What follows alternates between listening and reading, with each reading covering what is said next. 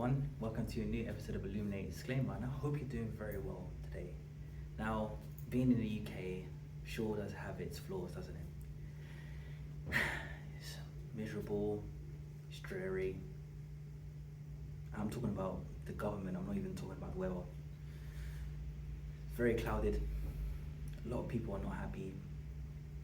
You earn more money for a raise, but it doesn't even match inflation. And you feel like you're hopeless sometimes, I get that.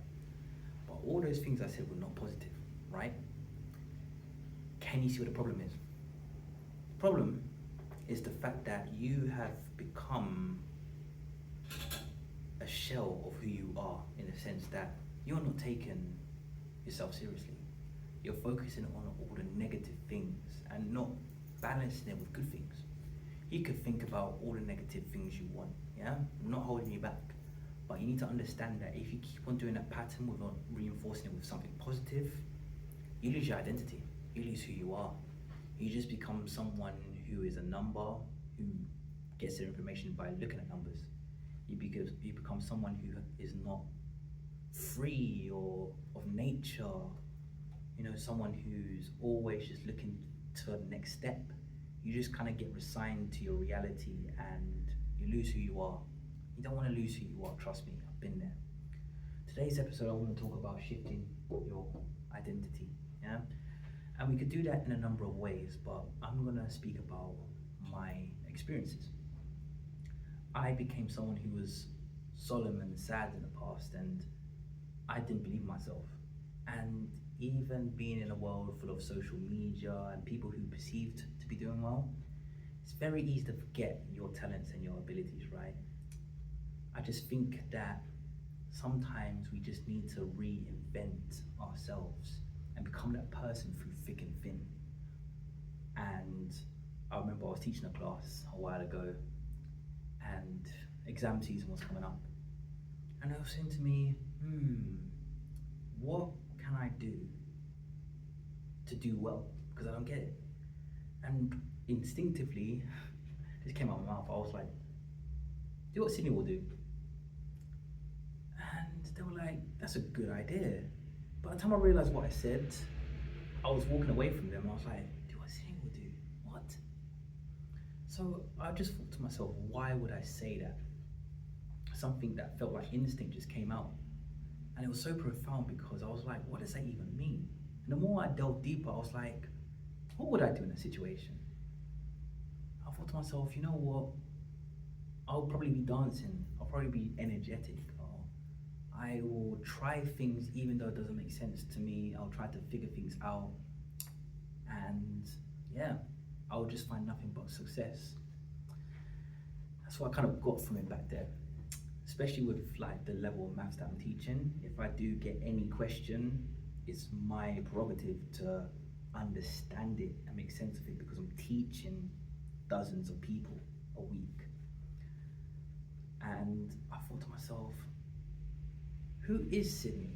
What traits does Sydney have? Why is Sydney so successful in my mind? I know I am Sydney, but my thoughts of Sydney feels differently than what I'm actually doing. And I realized that I had an identity, but I was trying to find that shift for it because I didn't find that shift just yet. So anyways, here is an activity for you to do in your free time. Write down who you want to be in a year's time. Yeah, just write down everything which comes to you, like what job do you want, what car do you want to drive, what location do you want to live in, who do you want to be around, what events do you want to go to, just all these questions. See the feasibility of it and find a grading system, maybe 1 to 10 for example, if you want. Once you have all this information, just ask yourself, what's actually stopping me now? What is stopping you now? Most of the time it's money, but even with some of the things with money, it's out of your control. And that's when you work on yourself to make sure that when the money does come, whether it's through universal credit or by getting a wage, you can put some away to make it financially feasible for you to do the next steps in the future. Now, the next thing I want you to do is to think, in order for me to do these things and do these things well, what do I need? confidence, higher self-esteem. Maybe you need to go and get into uncomfortable situations which are not related to what you want to do to get that confidence to do what you want to do in the future. Maybe you need to become more, literate. Maybe you need to read more about economics and what's happening in the world. Maybe you need to have an open mind. Maybe you need to trust more. But just getting those core traits and beliefs and incorporating them into who you want to be and taking active steps every day can make you shift your identity. You might see yourself like, I'm thinking about myself, I close my eyes and I can see myself speaking to hundreds of people, talking to them, and everyone's clapping and really happy with my speeches. And I'm just saying to myself, what am I missing right now which I can get to make that version of me a reality so I can be true Sydney? Confidence. Me making sure that I know pacing when I speak, make sure that I'm more compassionate, more empathetic, make sure that I give more eye contact to people, make sure I use my body language more. All of these little things add up. And I'm coming to the point now where that is coming to reality. Now, I don't know when it's gonna come. I'm putting myself out there, but I know one day it will come. And I know I need to be prepared for war, yeah? So, I have done an active thing to shift my identity, to change perception of who I am, especially to other people. And I feel like largely it's working. You might lose yourself sometimes, you might feel doubtful, you might even feel depressed at times. But it's just remembering who you want to be and making that promise to yourself and holding yourself accountable. For me, I want to exercise more, I want to eat healthy, I want to get rid of certain habits that are not good for me. And some of these things I've done already. I go for long walks. I have loads of counselling sessions I even speak to people and I'm counsellors for them as well. That helps me too. Even when my maths class is more than just maths, it's talking about critical thinking skills, and I'm still traveling, speaking to dozens of people a week. That really helps a lot. That's getting me out of my comfort zone.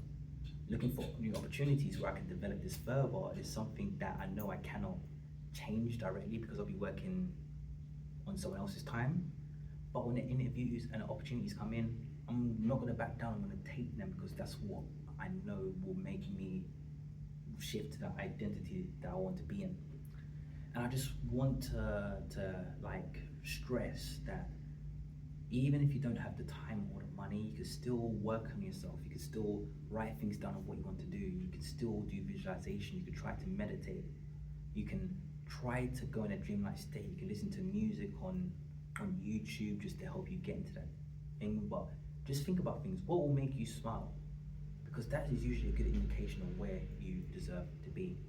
So shifting your identity is just making sure you understand your mindset, who you want to be, and understanding why can't I make this version of me a reality. We always shift into two individual paths, yeah? One when we choose yes and one when we choose no most of the time. All these choices you have made from when you were young has made you the person who you are now. And if you're not happy with who you are now, then start right this very instant to start making the decisions that will take you to be that person later on down the line. And don't beat yourself up and live in regret, because what you didn't know or didn't do back then, you now know. And you can use that to become that person in the future. But now you are wise and you've got more experience. So never discount yourself. You can be watching this, you could be 81 years old. What happens if you live to 120? You still got 40 years left on this earth. You're still living till 2070. You're still going to see the singularity. You're still going to see a shift to the new world. You're going to see a shift of multiple governments. You can't discount yourself because of your age. Like, to me, that doesn't work anymore, man. There are people who are younger than me who are past, rest their souls. And there are people who are here older than me. Come to class. I'm one of the youngest in my class. A lot of the people who I work with, a lot of people who I do business with, a lot of people who I teach, they're literally more than double my age. So just find the time, and if you don't have the time now, just make sure you have the plans ready to shift your identity when the time comes. Thank you so much for watching. I felt like that was a pretty good episode. So just a quick one with me. I will be doing a few shifts myself. I feel like I can be that person. I will be that person. But I need to do some drastic steps within my life to make sure that I remember who I am every waking moment. So yeah, I know I could be happier. I know I could do better, and I always have this vision that I'm doing very well in the next few years. Yeah, I'm pretty sure a lot of you do too.